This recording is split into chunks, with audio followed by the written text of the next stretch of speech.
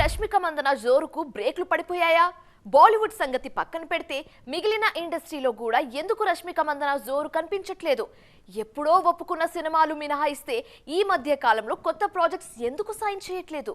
అసలు రష్మిక మందన ప్లాన్ ఏంటి? సినిమాలకు కావాలనే బ్రేక్ ఇస్తున్నారా? యానిమల్, పుష్ప 2, చావా లాంటి సినిమాల్లో అటు పర్ఫార్మెన్స్, ఇటు రొమాంటిక్ క్యారెక్టర్స్ చేస్తూ వరుస విజయాలు అందుకుంటున్నారు రష్మిక మందన్న. ఈ 3 సినిమాలతో అమ్మడు బాక్సాఫీస్ క్వీన్ అయిపోయారు. ఈమె అడుగుపెట్టిన సినిమా బ్లాక్ బస్టర్ అని ఫిక్స్ అయిపోయారు మేకర్స్ కూడా. ఇలాంటి సమయంలో విడుదలైన సికిందర్ అంచనాలన్నీ తారుమారు చేసింది. సల్మాన్ హీరోగా మురుగదాస్ తెరకెక్కించిన సికిందర్ సినిమా మొదటి రోజు నుంచే డల్గా మొదలైంది. ఓపెనింగ్స్ కూడా ఏమంత గొప్పగా రాలేదు. ఫైనల్ రన్ కూడా అతి కష్టం మీద 100 కోట్ల నెట్ దాటింది.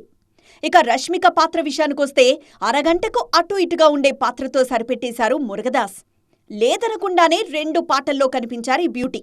సికిందర్లో రష్మిక మందన్న పాత్ర అంత ఎఫెక్టివ్గా అనిపించలేదనేది ఆమె ఫ్యాన్స్ చెప్తున్న మాట.